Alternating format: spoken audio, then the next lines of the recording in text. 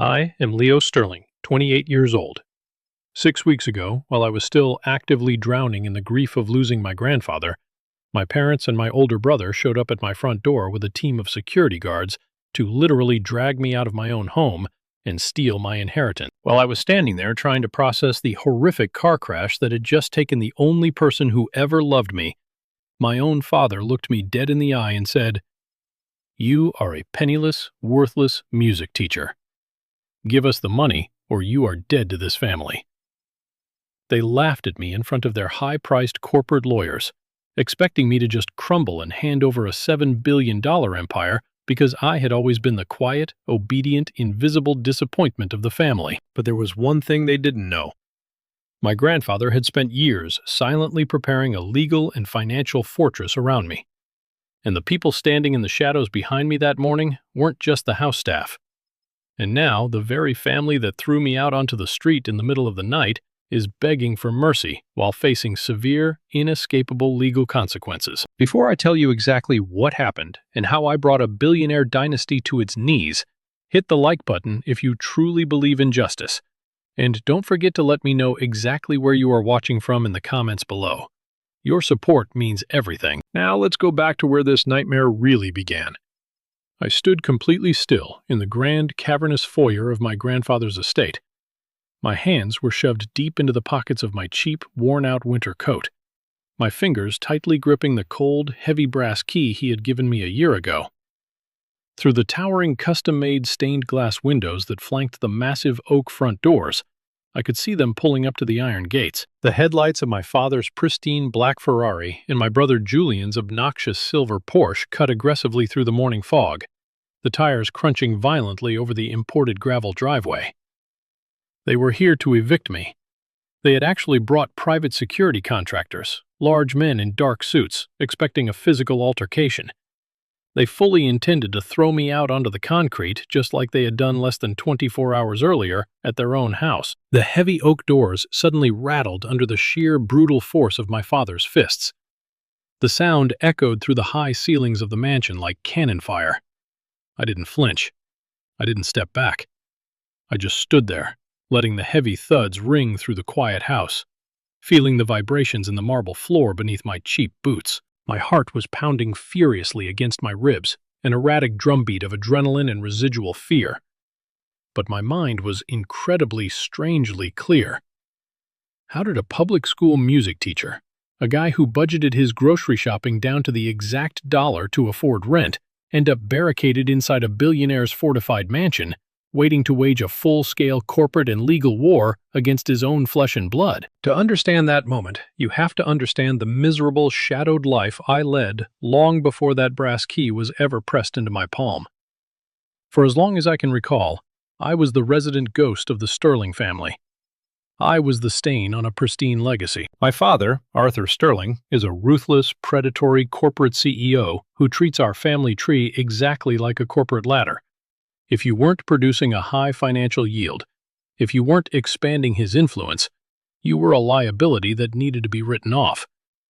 My mother, Eleanor, lived for the country club, the exclusive HOA meetings, the charity galas where she could wear $50,000 necklaces, and the sheer, blinding prestige of the Sterling name.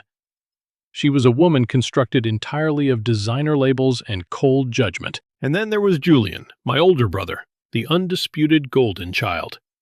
Julian was 32, incredibly handsome, fiercely arrogant, and ran a flashy tech startup in Silicon Valley that produced absolutely nothing of actual value. But he knew how to talk. He knew how to leverage our father's connections, and he spent his weekends burning through the family wealth on yachts, VIP tables, and reckless investments. And me? I was just Leo. I taught music to middle schoolers in a cramped, poorly ventilated classroom in the downtown public school district. My days were filled with the smell of old rosin, cheap floor wax, and the screeching sounds of 12-year-olds destroying Mozart. My miserable salary barely covered my monthly rent for a studio apartment, my basic groceries, and the gas I put into a 2012 Honda Civic that violently rattled every time the speedometer hit 60. I didn't have a massive 401k. I didn't have a trust fund. I didn't even have a savings account that could survive a medical emergency. But the truth was, I was happy. I found genuine beauty in the small things. I loved the exact moment a struggling kid finally nailed a difficult piano scale, their eyes lighting up with pride. I loved coming home to my quiet apartment, brewing a cheap cup of coffee, and writing my own sheet music, until my neighbor banged on the ceiling with a broom. My parents, however, viewed my happiness as a personal insult. I remember a very specific Thanksgiving dinner 3 years ago. This burned into my memory. We were sitting around my parents' massive custom-made mahogany dining table. The crystal glasses gleamed under the chandelier. Julian was loudly bragging about his latest commercial real estate venture, deliberately flashing a platinum watch that cost more than my entire annual income. My mother was nodding along, practically glowing with maternal pride, pouring him another glass of $300 wine. I reached silently for the bowl of mashed potatoes. My father stopped his conversation, his eyes locking onto me like a sniper. The entire table went dead silent. "So, Leo," Arthur sneered, swirling the amber liquid in his crystal scotch glass, "when are you going to stop playing nursery rhymes and get a real job? The board members are starting to ask why my youngest son is living like a welfare recipient. It's embarrassing." Julian immediately chimed in, letting out a loud, mocking laugh. "Don't push him, Dad. Somebody has to teach the tone-deaf kids how to bang on a tambourine. Besides, he'll probably be paying off his state college student loans until he's 70. Let the peasant have his potatoes." They all laughed. A cold, cruel, unified family laugh. I didn't say a word. I just sat there carefully chewing my food, staring down at my plate, feeling completely and utterly invisible. I swallowed the humiliation, because fighting back only ever made the punishments worse. The only person on this entire earth who never looked at me like I was a bad investment was my grandfather, Winston Sterling. He was the patriarch. He built the entire multi-billion-dollar empire from the ground up, starting with a single logistics warehouse in the 70s. But you would absolutely never know he was a billionaire by looking at him. While my parents obsessed over European sports cars, my grandfather drove the exact same black Lincoln sedan for 15 years. He wore meticulously tailored suits, but they were older than I was. He didn't care about impressing anyone. He was my ultimate sanctuary. I spent almost every Sunday afternoon of my childhood at his estate.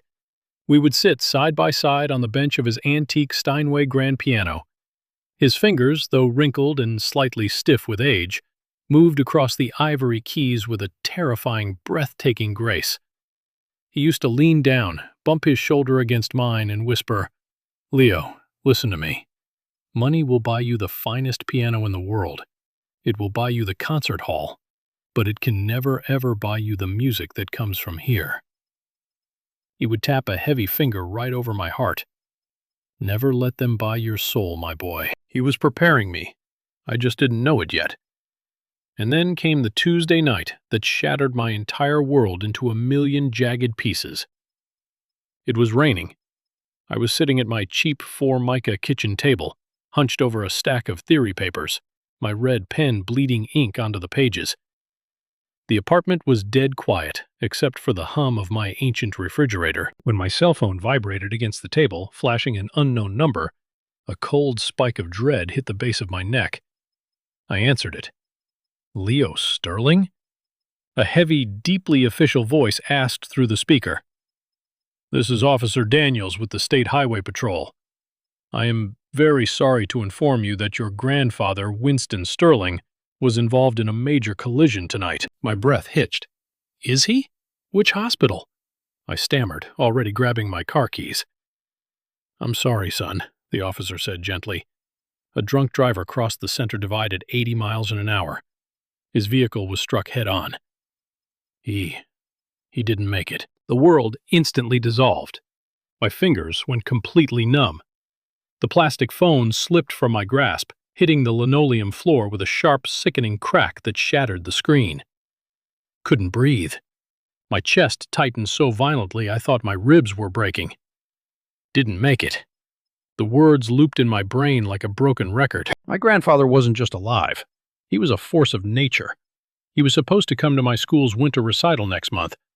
He was the only tether I had to feeling human. I sank slowly to the floor, pulling my knees to my chest, and I wept in the dark until my throat literally bled. I was utterly shattered, completely unaware that the worst nightmare of my life was already waiting for me at the funeral. The funeral was an absolute sickening circus. If you have never had the extreme misfortune of attending a billionaire's funeral, let me paint the horrific picture for you. It was not a sanctuary for mourning. It was a high-stakes, heavily calculated networking event wrapped in black designer clothing. The service was held at the largest cathedral in the city.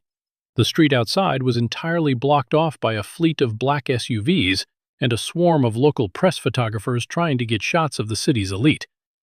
Inside, the air was thick with the suffocating smell of hundreds of white lilies and expensive imported perfumes. I stood near the front, just a few feet away from the polished mahogany casket, my eyes burning from exhaustion and unshed tears. I stared down at the man who had basically raised me. He looked so incredibly peaceful, his hands folded neatly over his chest, dressed in his favorite navy blue suit. But the atmosphere in the cavernous room was anything but peaceful. It was vibrating with greed. My mother, Eleanor, was fluttering around the front pews like a social butterfly at a gala. She was aggressively adjusting her heavy pearl necklace and loudly complaining to a group of country club wives. "Can you honestly believe Winston insisted on driving himself at his age?" she whispered loudly, not caring who heard her. "A billionaire, and he insisted on acting like a commoner. If he had just paid for a private chauffeur like Arthur told him to, we wouldn't be dealing with this massive inconvenience right before the holiday season." She said this literally 10 feet away from his lifeless body. I gripped the edge of the wooden podium so hard my fingernails dug into the varnish. I wanted to scream. I wanted to flip the pews and throw them all out into the rain. My father was even worse. Arthur didn't shed a single solitary tear. He stood stiffly near the side entrance, his jaw permanently clenched, his sharp eyes constantly darting around the room, taking inventory of the politicians and CEOs who had shown up. He wasn't grieving the loss of his father. He was doing aggressive mental math. I could physically see the calculations running behind his cold eyes. Real estate holdings, stock portfolios, corporate voting rights, offshore accounts. He was already planning his absolute coronation as the unquestioned head of the sterling corporate empire. And Julian was leaning against a marble pillar near the back, hiding behind his dark sunglasses, aggressively scrolling through his phone. He looked deeply physically inconvenienced by the entire affair. When I finally couldn't take the silence anymore, I walked up to him. "Julian," I said softly, "are you holding up okay?" He didn't even bother to look up from his screen. He just let out a heavy sigh, shifting his weight. "Honestly, Leo, I'll be a lot better once the lawyers finish the paperwork and we figure out exactly what we're getting. My investors are breathing down my neck. This whole mourning period is killing my quarterly projections." I felt physically sick. A wave of nausea washed over me so strong I had to brace myself against the wall. I turned away from my own brother, walked back to the casket, and placed my hand gently on the polished wood. I leaned in close, whispering a desperate promise to my grandfather. "I will make you proud, Grandpa," I choked out, tears finally breaking free and spilling down my cheeks. "I promise I won't let them erase who you were." Later that afternoon, after the crowds had finally thinned out and the catering staff was cleaning up the untouched hors d'oeuvres, my Aunt Beatrice cornered me in the hallway. Aunt Beatrice was my father's younger sister. She was a woman who always played the role of the sweet, caring, maternal peacemaker. She handed me a cup of lukewarm coffee, her heavy gold bracelets clinking together as she patted my arm, with a deeply sympathetic, practiced smile. "Oh, Leo, my sweet, sweet boy," she cooed, her voice dripping with artificial honey. "This is so incredibly hard on all of us. Such a tragedy. But you know, we have to look to the future now. Arthur is going to be under a massive amount of stress taking over the corporation. Julian is going to need a lot of the liquid capital to keep his tech business afloat.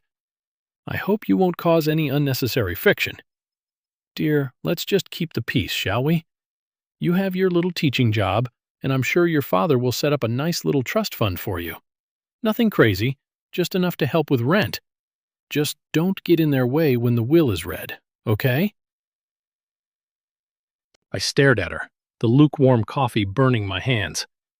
The psychological manipulation was so incredibly smooth, so perfectly practiced. She was already attempting to sideline me, planting the seed that I shouldn't dare ask for a single dime of what was left behind. She wanted me docile and submissive. I nodded slowly, not because I agreed with her toxic lies, but because in that exact moment, a terrifying realization hit me. I was entirely surrounded by vultures. Every single member of my family was just circling in the sky, waiting for the carcass to cool down enough so they could rip it apart. 2 agonizing, silent weeks passed.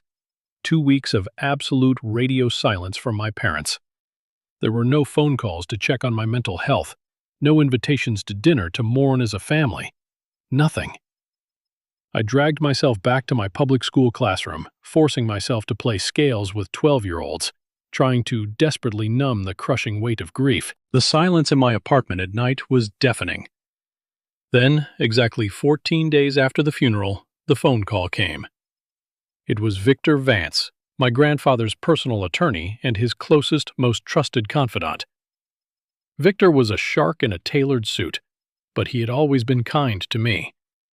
Today, however, his voice was incredibly formal, completely devoid of the warmth he usually showed me when he visited the estate for scotch and cigars. "Leo," Victor said, his tone heavy and uncompromising, "the legal proceedings are ready.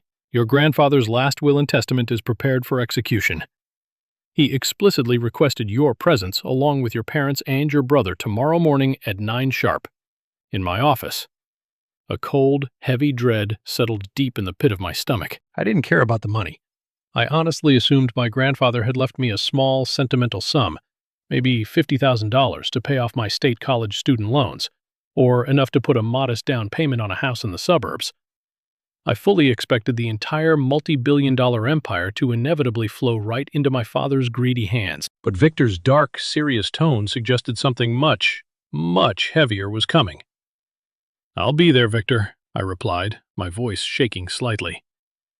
"Be prepared, Leo," he warned quietly, before hanging up. The next morning, the sky was a bruised, heavy gray, threatening rain. I walked into Victor's downtown law firm. The building was an old, converted Victorian mansion, entirely out of place among the modern glass skyscrapers. The air inside smelled deeply of rich leather, old paper, and ancient money.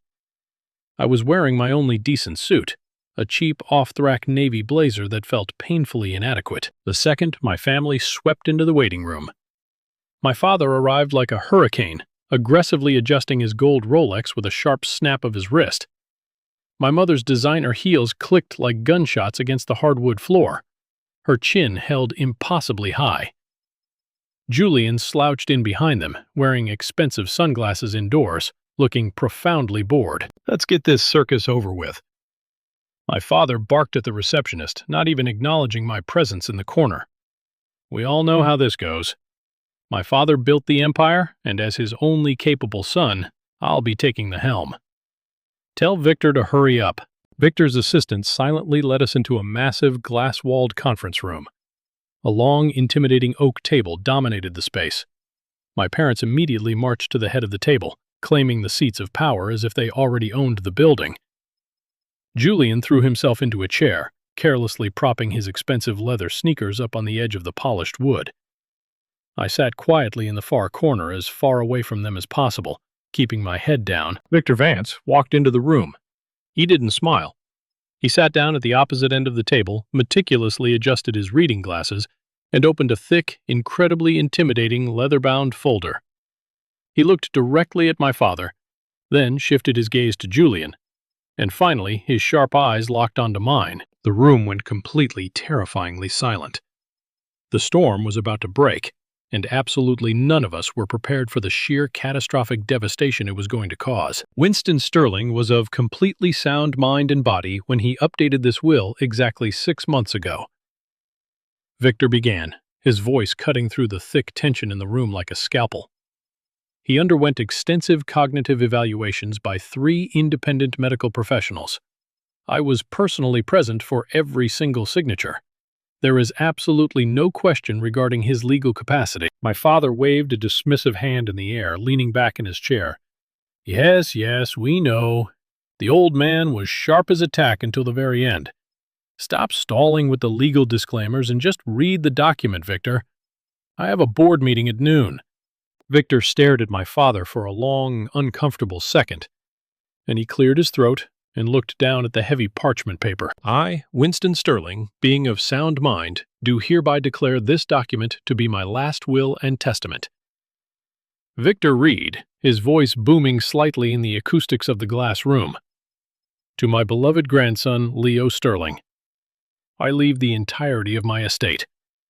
This includes all liquid financial assets, all real estate properties, all international stock holdings, and the full, unquestioned controlling interest in the Sterling Corporation.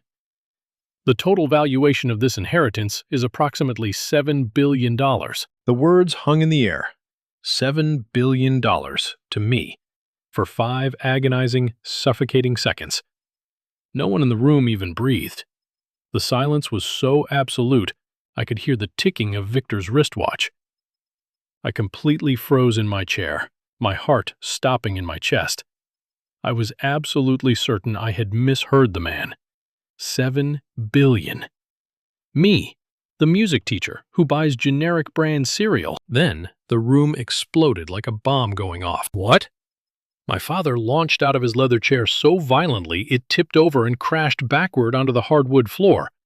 His face flushed a dangerous mottled shade of crimson, the veins in his neck bulging as if they were about to burst. That is a lie. That is a fabricated, fraudulent document. My father would never, ever bypass me. I am the CEO. My mother grabbed the edge of the oak table, her knuckles turning bone white, her voice rising to a shrill, hysterical screech. $7 billion to a nobody music teacher? Are you insane, Victor? He doesn't know the first thing about corporate finance. He doesn't even own a house. He drives a piece of trash car. He will ruin us. Julian ripped his designer sunglasses off his face and slammed both of his fists onto the table, shaking the water glasses. Where the hell is my cut? I need that capital for my startup. I have venture capitalists breathing down my neck. He promised me financial backing. This is a joke. Victor didn't even blink. He raised a hand, his face completely impassive, radiating pure legal authority. Mr. Sterling anticipated this exact reaction. He made it explicitly clear that his decision was heavily intentional. He left a video statement to clarify his intent. Victor reached for a small remote on the table and pressed a button. A large, high-definition screen mounted on the far wall flickered to life. And suddenly there he was, my grandfather. He was sitting in his favorite worn leather armchair at the estate, his hands folded neatly in his lap, looking straight into the camera with piercing, undeniable clarity. Arthur, Eleanor, Julian. My grandfather's recorded voice echoed through the chaotic room, instantly silencing my family. If you are watching this, it means I have passed on. I love you, because you are my blood. But I can no longer ignore the absolute poison you have let money become in your lives. Arthur, your greed has blinded you. You view this family as a transaction. Eleanor, you care more about your social standing than your own children. Julian, you are reckless, entitled, and severely compromised. The video paused for a heartbeat, and my grandfather's eyes seemed to search the room until they found me. His expression softened entirely. Leo is different. He visits me because he actually cares, not because he wants a check. He lives his life with integrity. He understands the value of a single dollar and, more importantly, the value of a human soul. He will carry my legacy with dignity. Do not test him. The screen went black. My father was physically shaking with a rage so pure it was terrifying. This is psychological manipulation. He screamed, pointing a trembling finger directly at my face. You got into his head, Leo. You whispered in his ear while he was old and confused. You poisoned him against his own son. Actually, Arthur, Victor interrupted, his voice dropping an octave, turning ice cold and razor sharp. Your father knew exactly what he was doing, particularly regarding your golden boy, Julian. Victor calmly pulled another thick, red-tabbed file from his leather briefcase and slid it across the long table until it stopped directly in front of my brother. Winston conducted a private, highly classified forensic audit of your startup 6 months ago. Julian, Victor stated, his eyes locking onto my brother's panicked face. He knew all about the fabricated revenue numbers you showed your investors. He knew about the offshore accounts in the Caymans. He knew that you are currently $12 million in debt to some very unpleasant, unregulated creditors due to your illegal business practices. He left you absolutely nothing because he refused to let the Sterling legacy pay for your felonies. Julian went completely pale. The blood drained from his face, leaving him looking like a ghost. He slowly backed away from the table, his mouth opening and closing without sound. My father looked at Julian's terrified face, realizing the truth instantly. But instead of turning his anger on his criminal son, Arthur turned back to me, his eyes wide with a manic, desperate fury. "This isn't over," Arthur hissed, stepping around the table, looming over me with physical intimidation. "You think you can just walk in here, play the innocent victim, and steal my birthright? You're going to regret this, Leo. I will crush you." That evening, I was sitting in my apartment, staring at the wall, when my phone buzzed.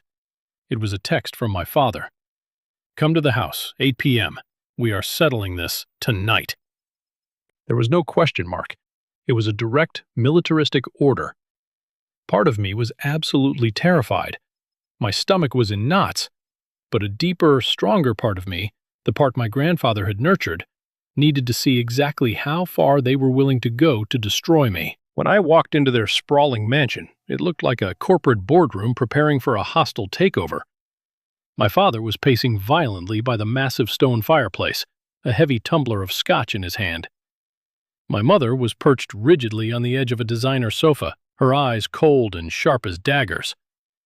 Julian was sprawled across a chair, a laptop open, typing furiously, sweat gleaming on his forehead. "Sit," my father commanded, pointing to a single chair in the center of the room. I didn't sit. I stood my ground near the doorway, my arms crossed over my chest. "Say what you need to say, Arthur." My father's jaw twitched at the use of his first name, but he kept his voice dangerously calm. "We are going to fix this massive mistake tonight. You are going to sign a legal transfer of the estate over to me. I will manage the corporation properly. In exchange, I will grant you a generous, irrevocable allowance. 10%. That's $700 million. That is more money than a pathetic public school teacher like you could spend in 10 lifetimes. You take the money and you walk away." I stared at him, letting the sheer audacity of his demand wash over me. "You want me to surrender Grandpa's final dying wish? You want me to hand over the keys to the empire to the exact people he was trying to protect it from?" "Don't be a selfish brat, Leo," Julian suddenly snapped, slamming his laptop shut so hard the plastic cracked. $700 million is plenty for you to play your little piano. I need the rest of that liquid capital to save my company before those creditors break my legs. Stop playing the victim and sign the damn papers." "Selfish," I repeated, my voice dropping to a harsh whisper. I took a step forward. "Grandpa chose me because I didn't look at him like an ATM. He chose me because he knew deep down that you would destroy everything he spent 50 years building. You didn't love him. You loved his bank accounts." My father slammed his scotch glass down on the mantel, the crystal shattering into pieces. He closed the distance between us in 3 massive strides, towering over me, his breath reeking of alcohol. "This isn't about choice, Leo. This is about family loyalty. You sign those papers right now or you walk out that front door with absolutely nothing. Let me make this perfectly clear. If you leave this house tonight without signing, you are no longer my son. You are dead to us. Do not call when you are starving. Do not come back. I will use every lawyer I know to bury you in litigation until you are bankrupt." The silence in the grand living room was deafening. My own parents were demanding I sell my soul, demanding I betray the only man who truly loved me for the cheap price of their toxic acceptance. I looked over at my mother, desperately hoping to see a shred of maternal instinct. She just glared at me, her face a mask of Botox and hatred. "Money won't keep you warm at night, Leo. Family is forever. I let out a harsh, dry laugh that scraped against my throat. If family is forever, Eleanor, then why are you throwing me away like garbage right now? I turned my back on them and walked out the door. Behind me, my father screamed that I was a dead man. The heavy front door slammed shut, the sound echoing sharply in the freezing night air. I was completely alone, officially downed, and effectively homeless. But as I walked to my beat-up car, I reached into my pocket and gripped the cold brass key my grandfather had given me. I wasn't just walking away from them. I was walking directly toward the war. I drove aimlessly through the dark, winding roads for an hour, my old Honda Civic struggling as it climbed the steep hills toward the wealthy, secluded outskirts of the city. The heater in the car was broken, and the freezing night air seeped through the vents, chilling me to the bone. My hands gripped the steering wheel so tightly my knuckles turned completely white and my wrists ached. I had absolutely nowhere else to go.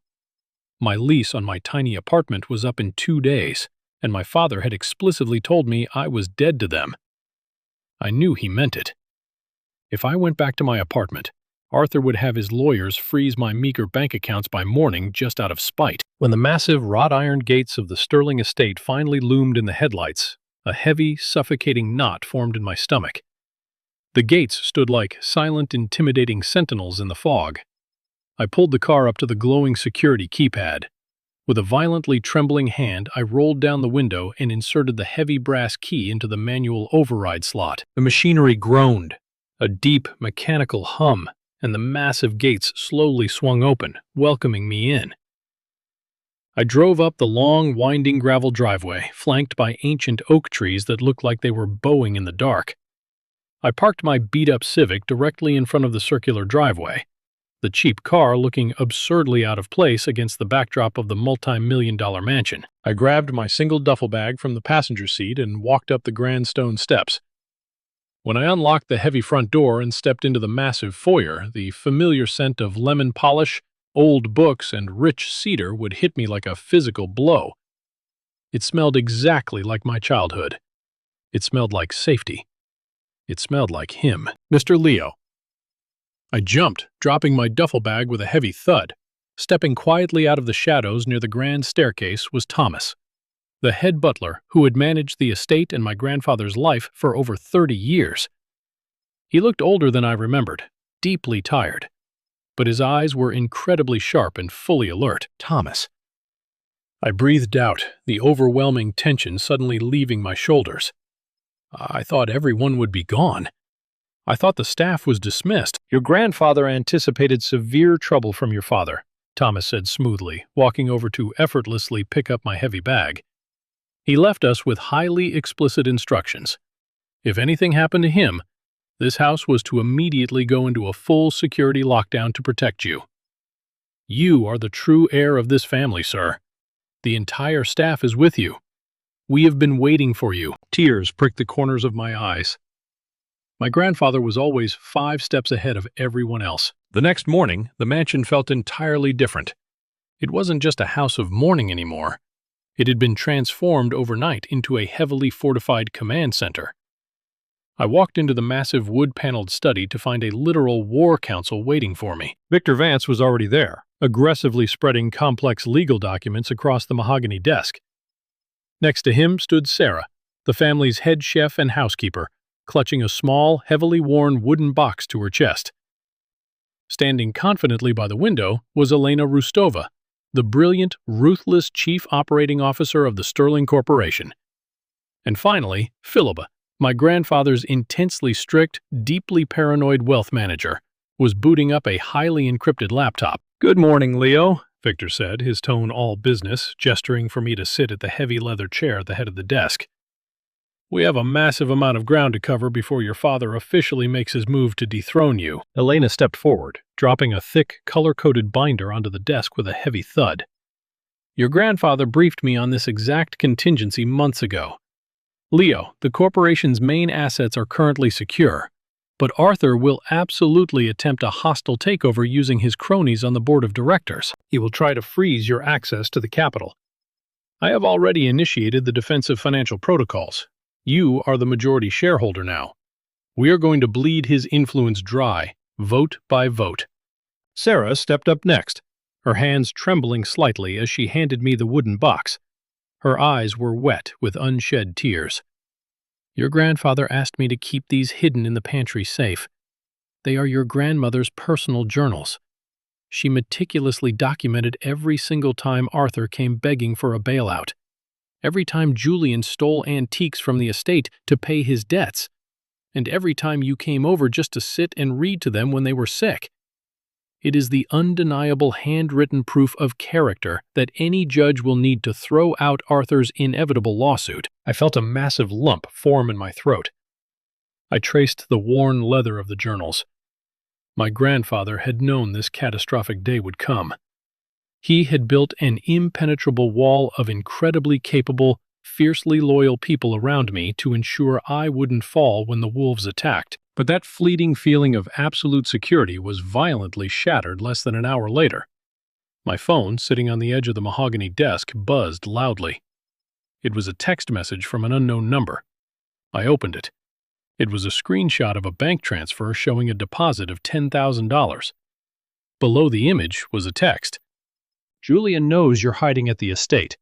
He paid me 10 grand for your daily teaching schedule, your apartment keys, and the security gate codes you gave me last year in case of emergencies. Sorry, Leo, but I have a mortgage to pay.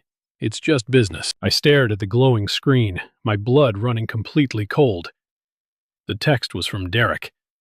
Derek was the other music teacher at my middle school. We ate lunch together in the break room every single day. I had bought him a beer literally 3 days ago to celebrate his birthday. We had complained about our low salaries together, and yet Julian had reached out to my only actual friend and bought his absolute loyalty for a measly $10,000. A dark, freezing realization washed over my entire body. This was the horrifying reality of $7 billion. This corrupted absolutely everything it touched. It turned blood relatives into venomous predators and best friends into cheap corporate spies. I didn't cry. I didn't scream. I didn't throw my phone against the wall like a child. I just stared at the message, deleted the contact, blocked the number, and set the phone face down on the desk. I looked up at Victor, Elena, and Thomas. The last shred of the naive, quiet, easily bullied music teacher burned away in that exact moment. My heart hardened into stone. Thomas, I said, my voice completely steady, devoid of any emotion. Change every single gate code on the property immediately. Lock down the perimeter. Call the private security firm and double the guard detail. They are coming for us. And I was absolutely right, because the real storm, the final explosive confrontation, was just about to hit the front door. The morning of the final confrontation broke with a heavy, suffocating blanket of gray fog rolling over the hills of the estate. The air outside was freezing, the kind of damp, biting cold that seeps directly into your bones. Inside the mansion, however, the atmosphere was electric. We were not just waiting. We were holding the line. I stood in the center of the massive marble foyer, staring at the towering oak front doors. The grandfather clock in the corner ticked loudly, echoing through the cavernous space like a heartbeat. Every single tick was a countdown to the exact moment my family would attempt to rip my life apart. Thomas had intentionally left the main iron gates at the bottom of the driveway unlocked. We knew they were coming. We wanted them to walk directly into the center of the web. Through the frosted side windows, I saw the headlights first. They pierced through the thick morning fog like predatory eyes. My father's black Ferrari roared up the circular driveway, the engine revving unnecessarily loud, an obnoxious display of wealth and dominance. Right behind him was Julian's silver Porsche, the tires violently spitting gravel as he slammed on the brakes. My mother's luxury SUV pulled up last, driven by a private security contractor. They had arrived like an invading army, fully expecting to conquer an empty, undefended castle. The heavy brass knocker on the front door slammed against the wood. Once, twice, 3 times. The sheer violence of the knocking rattled the stained glass in the frames. "Open this door, Leo!" My father's voice bellowed from the porch, muffled but unmistakable. "I know you are hiding in there. Open the damn door before I have my men break it off its hinges. I took a deep, steadying breath. I looked over my shoulder. Victor Vance, Elena Rostova, and a few others were positioned perfectly in the shadows of the adjacent formal living room, completely out of sight from the front entrance. Thomas stood rigidly by the grand staircase, his hands clasped behind his back, looking like a stone sentinel. I gave Thomas a single brief nod.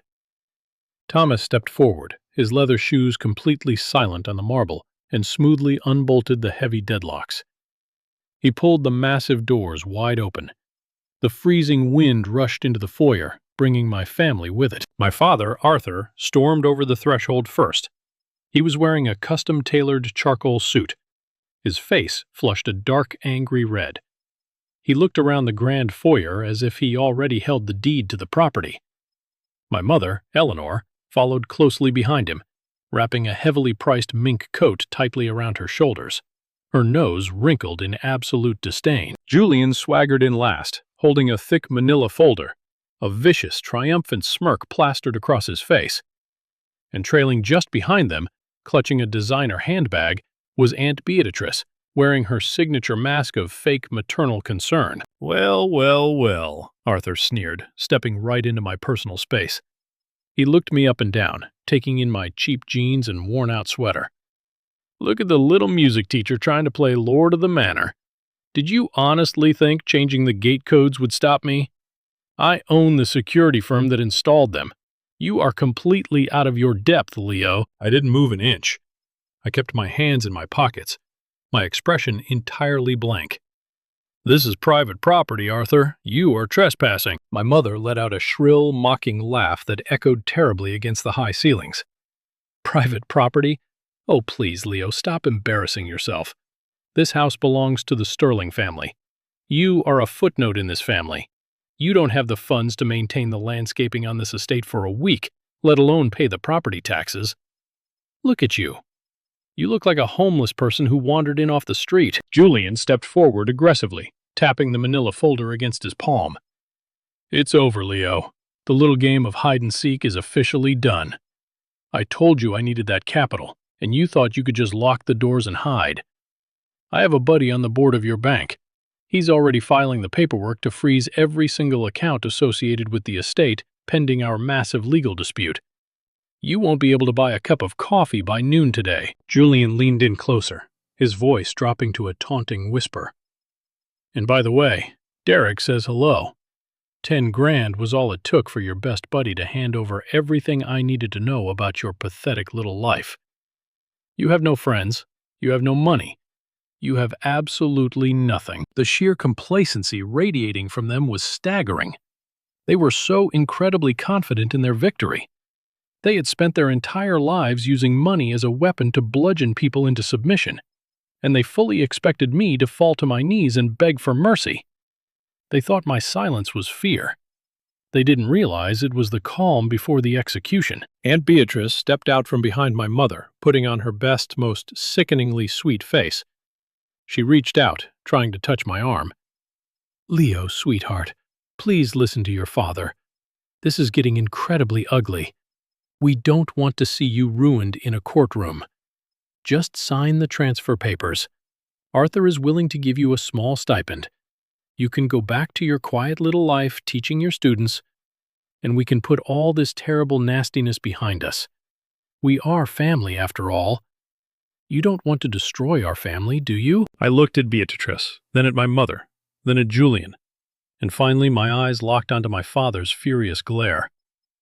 I felt my heart slow down. The fear that had controlled my entire childhood was entirely gone, completely evaporated. You want me to sign the papers? I asked, my voice calm, smooth, and echoing clearly in the large space. Right now, Arthur commanded, snapping his fingers at Julian, who immediately pulled a thick stack of legal documents and a luxury fountain pen from the folder. Sign the rights to the corporation, the liquid assets, and the real estate over to me. You get a check for $1 million and you walk out that door. If you refuse, my security team will physically remove you from the premises, and my legal team will ensure you spend the next 10 years in federal court until you are completely bankrupt. My father practically shoved the documents into my chest, Sign it, Leo. Stop pretending you are something you are not. I took the documents from his hand. I looked down at the crisp white paper, the heavy black ink demanding the surrender of my grandfather's entire life's work. I held the papers for a long moment, letting the silence stretch out, letting them completely gorge themselves on their perceived victory. My father crossed his arms, a smug smile finally breaking through his anger. Julian chuckled under his breath. They thought they had won. Then, very calmly, very deliberately, I gripped the top of the documents. I ripped the thick stack of papers perfectly in half. The sound of the tearing paper was incredibly loud in the quiet foyer. My father's smug smile instantly vanished.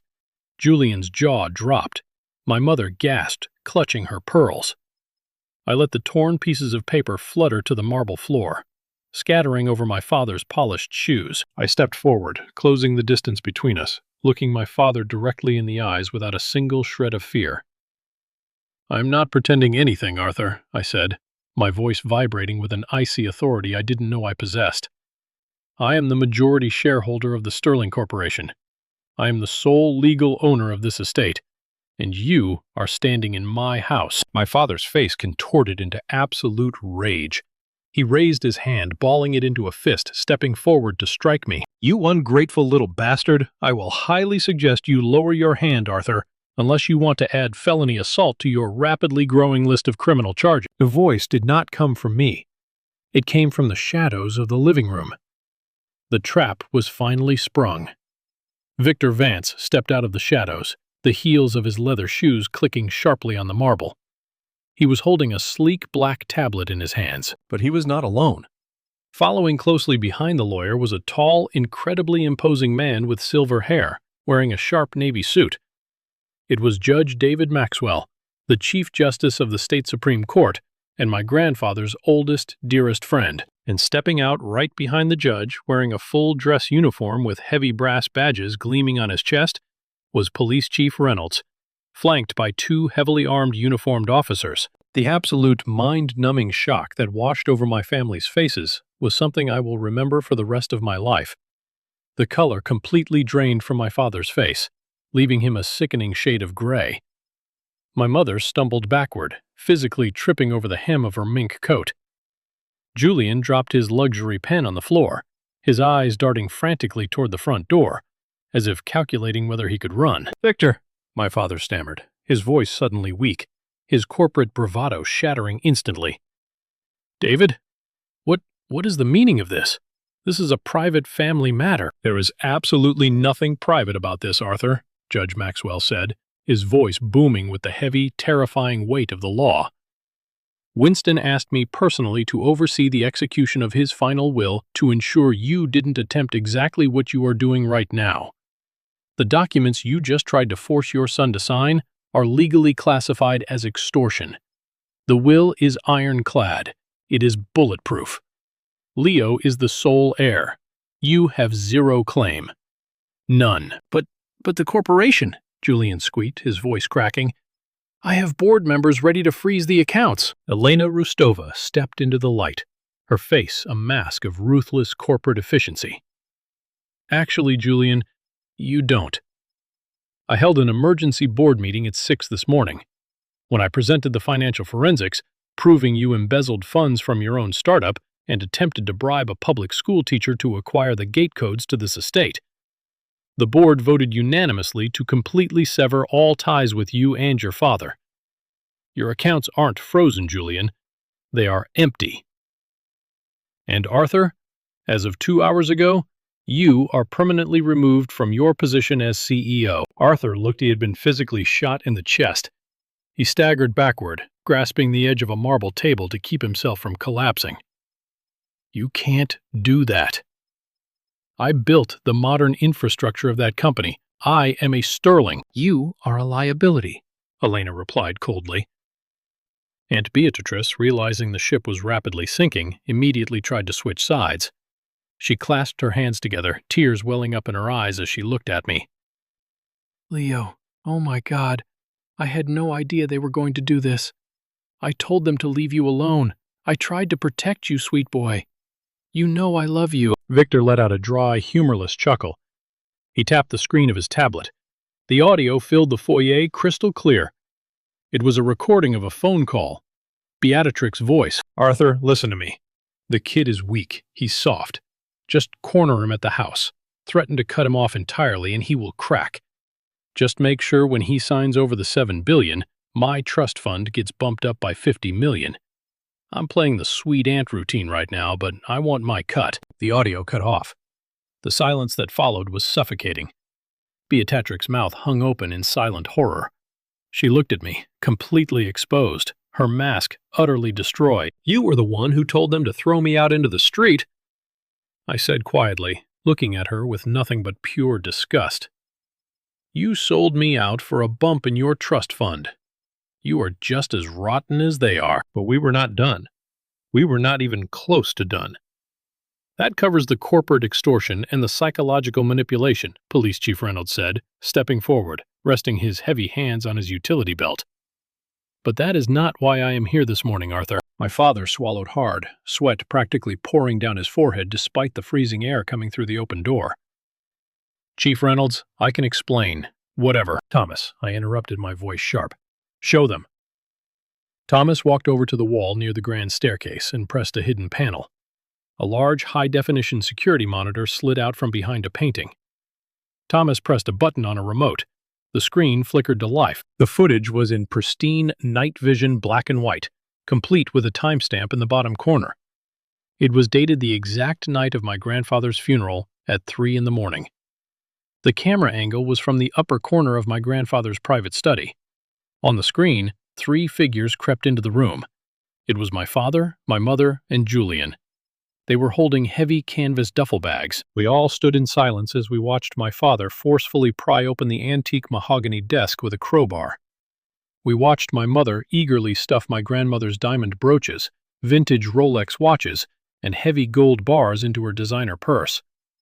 We watched Julian crack the wall safe and empty out stacks of bearer bonds and classified corporate documents. They were looting the estate like common street criminals, stealing millions of dollars in untraceable assets just hours after putting the man who earned them into the ground. My mother let out a horrific guttural gasp, covering her mouth with both hands as she watched herself on the screen. Julian backed up until his spine hit the front door, looking like he was going to vomit on his own shoes. Theft of an estate, breaking and entering, grand larceny, and conspiracy to commit corporate fraud. Chief Reynolds listed off, his voice echoing loudly in the foyer. We have the high-definition video. We have the digital footprint. We have the logs of the gate codes you used to sneak in. You are looking at a minimum of 15 to 20 years in federal prison, Arthur. My father's knees physically buckled. He collapsed onto the marble floor. The incredibly powerful, ruthless CEO reduced to a trembling, broken shell of a man. He looked up at me, his eyes wide with absolute terror, tears finally spilling down his face. Leo, please, Arthur begged, his voice cracking, raising a trembling hand toward me. Please, son, I'm your father. She's your mother. We are family. You can't send us to prison. Please, I will do anything. We will leave the state. We will give you everything. Just please don't let them arrest us. My mother fell to her knees right next to him, sobbing hysterically, completely ruining her expensive makeup. Leo, my baby, I'm so sorry. We were grieving. We weren't thinking straight. Please, you have a good heart. Don't do this to your family. I stood above them, looking down at the people who had made my entire life a living hell. The people who had mocked my passions, isolated me, thrown me out into the freezing night, and tried to steal the only good thing I had ever been given. I looked at their tears, and for the first time in my 28 years of life, I felt absolutely nothing for them. No anger, no pity, just a profound, heavy emptiness. Family is forever, I whispered, repeating the exact words my mother had spat at me when she threw me out of her house. Isn't that what you told me, Eleanor? But you see, my family died in a car crash 6 weeks ago. You people are just strangers trespassing in his house. I looked up at Chief Reynolds. Chief, they are all yours. Let's pause for a moment. Thank you for staying with me this far. You're truly amazing. Please help me by liking the video and commenting the number 1 below, so I know you've been here with me until this point. This not only helps more people discover this story, but also lets me know that my experiences mean something to someone. Your support is the greatest motivation for me to keep sharing the rest of this journey. Now, let's finish this. As the officers stepped forward, pulling the heavy steel handcuffs from their belts, the reality of the situation finally crashed down on Julian. He panicked. He shoved past my mother through the front doors wide open and sprinted toward his Porsche. He didn't even make it down the steps before 2 more plainclothes officers tackled him directly into the frozen gravel, pinning his arms behind his back. My father didn't fight. He just knelt on the floor, weeping openly. His wrists clicked into iron cuffs. My mother screamed my name over and over again as she was dragged out the door, her mink coat dragging on the ground. Aunt Beatrice stood completely frozen in the corner, sobbing silently, as Victor handed her a legal restraining order banning her from coming within 500 feet of me or the corporation ever again. I stood in the doorway watching the flashing red and blue lights of the police cruisers illuminate the heavy fog as they drove my blood relatives away. The massive iron gates closed slowly behind them with a heavy, final clang. The war was over, and I had won. But as the flashing lights disappeared into the morning fog, the absolute crushing weight of everything that had happened finally hit my chest. I turned around, looking at the massive empty foyer, and I finally let myself breathe. The silence that fell over the estate after the police cruisers vanished down the winding road was absolute. It wasn't the heavy, suffocating silence of fear that I had grown up with. It was the clean, clear silence of a storm that had finally broken.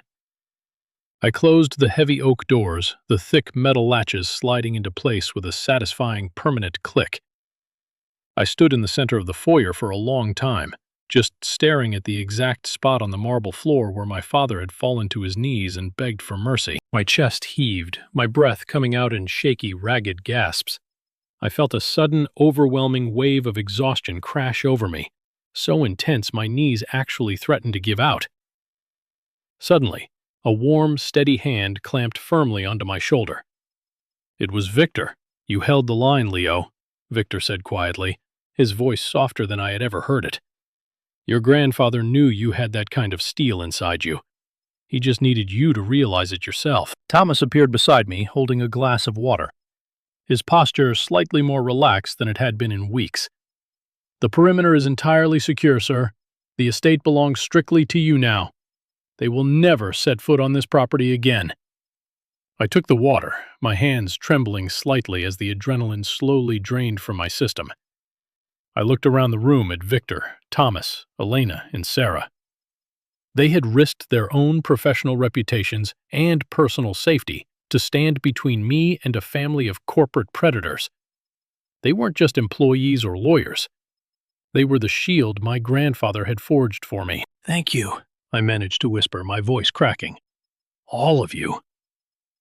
The days that followed were a chaotic, exhausting blur of high-level legal briefings, corporate takeovers, and intense media scrutiny. The news of Arthur Sterling's arrest for grand larceny and corporate extortion hit the financial news networks like a localized earthquake. The Sterling Corporation stock took a temporary dip, but Elena and I were ruthlessly prepared. We executed a flawless transition of power. During my very first board meeting as the majority shareholder, sitting in the massive leather chair at the head of the glass table, I looked at the executives who had enabled my father for decades. I didn't yell, I didn't pound my fists. I simply fired every single board member who had turned a blind eye to Arthur's unethical practices, replacing them with a diverse coalition of innovative, hungry leaders that Elena had personally vetted. The downfall of my blood family was swift, absolute, and entirely self-inflicted. I didn't have to lift a finger to destroy them. The justice system and their own catastrophic financial debt did the heavy lifting. 6 months passed, and the dust finally began to settle. I was sitting in my grandfather's study reviewing a stack of philanthropic grants when Victor walked in, dropping a thick manila folder onto my desk. "The final updates on the criminal and civil proceedings," Victor announced, taking a seat opposite me. "I thought you might want closure." I leaned back in the leather chair, staring at the folder. "Give me the summary, Victor. I don't want to read their names. Victor nodded, opening the file. Your father, Arthur, accepted a plea deal to avoid a highly publicized, embarrassing trial. He pled guilty to grand larceny, corporate fraud, and extortion. He was sentenced to 8 years in federal prison in a minimum security facility. His personal assets, the ones not tied to the corporation, were liquidated to pay massive IRS fines. I felt a strange twinge in my chest, not of sadness, but of profound pity. The man who had terrorized me, who thought he was a god among men, was now just an inmate with a number, stripped of his suits and his Rolexes. And my mother? I asked quietly. Eleanor avoided jail time by cooperating with the authorities and testifying against Arthur, Victor replied, a hint of disgust in his voice. However, the scandal completely ruined her socially. She was formally expelled from the country club, ousted from every charity board, and she was forced to sell the mansion to cover her mounting legal fees. She is currently living in a heavily downsized 2-bedroom condo in a completely different state. She has attempted to contact you via mail 14 times. I have intercepted and destroyed every letter as instructed. Keep destroying them, I said without hesitation. What about Julian? Victor almost smiled. Julian is bankrupt. The venture capitalists he defrauded aggressively sued him into oblivion. His tech startup was dissolved and all of his assets were seized. Last week, repo men physically towed his silver Porsche out of a grocery store parking lot. He is currently facing separate wire fraud charges and is working a minimum wage data entry job to pay for a public defender. Karma had come for them, not as an abstract concept, but as a heavily documented legal reality. They had worshipped money their entire lives, sacrificing their own son on the altar of greed. And in the end, it was their absolute obsession with money that left them completely destitute and isolated. I closed the folder and slid it back across the desk to Victor. That's it then. The book is closed. It is, Victor agreed gently. They are your past, Leo. Now, what are you going to do with your future? I looked out the massive window of the study, watching the afternoon sun cast golden light over the sprawling green lawns of the estate. I had survived the storm. The villains had been vanquished. But I knew that true victory wasn't just about watching my abusers fall. It was about what I chose to build on the empty ground they left behind. It was a crisp, beautifully bright Sunday afternoon in late October. The sprawling gardens of the estate were exploding with the deep reds and vibrant golds of autumn. Inside the mansion, the heavy, suffocating silence that used to haunt the halls was completely gone. In its place was the warm, chaotic sound of laughter, clinking silverware, and genuine joy. I was hosting Sunday dinner in the grand dining room. But the people sitting around the massive oak table weren't my blood relatives. They were the people who had chosen to stand by me when I had absolutely nothing. Thomas was sitting at the far end, officially off the clock, sipping a glass of expensive red wine and telling a hilarious story about a time my grandfather accidentally set off the security alarms trying to sneak into his own kitchen for midnight ice cream. Sarah, the head chef, was laughing so hard she had tears in her eyes, proudly passing around massive plates of roasted chicken and fresh vegetables.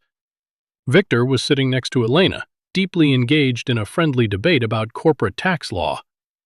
Though both of them were smiling, I sat at the head of the table, looking at these brilliant, loyal, inherently good people. This was my family. I had finally learned the hardest lesson of my life. Blood makes you related, but loyalty, respect, and unconditional support make you a family. I didn't need to share DNA with these people to know that if the world ended tomorrow, they would be right by my side. A toast, I said, standing up and raising my glass of sparkling cider. The room immediately quieted down, everyone turning to look at me with warm, expectant eyes. To Winston Sterling, I said, my voice steady and full of profound gratitude.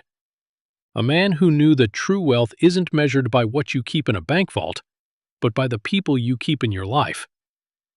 And to all of you for proving him right. Thank you for being my family. To Winston, they echoed in unison, raising their glasses, the crystal chiming beautifully in the warm, softly lit room. The next morning, I drove out to the private cemetery on the edge of the city. I didn't take a sports car or a luxury SUV. I drove my old, rattling Honda Civic. I kept it as a daily reminder of exactly where I came from and how quickly everything can change. I walked along the manicured stone paths until I reached my grandfather's grave. The marble headstone was simple, elegant, and completely unpretentious, exactly how he lived his life. I knelt on the damp grass and placed a large bouquet of fresh white lies, his absolute favorite flower, against the base of the stone.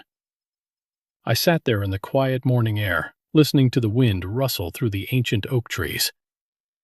"Hi, Grandpa," I whispered, tracing the engraved letters of his name with my fingertips. "We did it. The company is completely secure." Elena and I officially launched the Winston Sterling Foundation for Arts and Education yesterday. We took $2 billion of the liquid assets and placed it into an irrevocable trust. We are fully funding music and arts programs in underfunded public schools across the entire state. We are buying instruments for kids who can't afford them, paying salaries for teachers who are struggling, and building concert halls in neighborhoods that need a safe place. I felt a hot tear slip down my cheek, but it wasn't a tear of grief. It was a tear of profound, overwhelming peace. "You were right, Grandpa," I continued, my voice breaking slightly. "Money can buy a piano, but it can't buy the soul. You protected my soul. You gave me the armor I needed to fight them off. They tried to break me, but they failed. I am safe now. We are all safe." A gentle gust of wind swept across the cemetery, rustling the leaves and carrying the sweet scent of the white leaves into the air. I closed my eyes, letting the cool breeze wash over my face.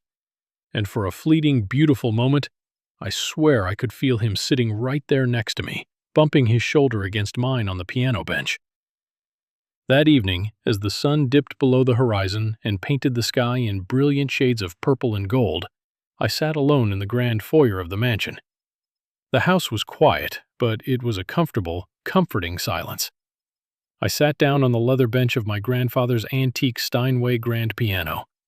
I opened the heavy wooden lid, exposing the pristine ivory keys. I didn't have any sheet music in front of me. I didn't need it.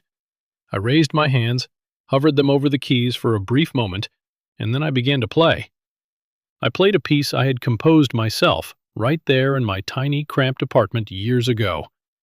But this time, it didn't sound small or desperate. The music swelled, echoing magnificently off the high marble walls, filling every single empty corner of the massive estate with life, passion, and undeniable strength.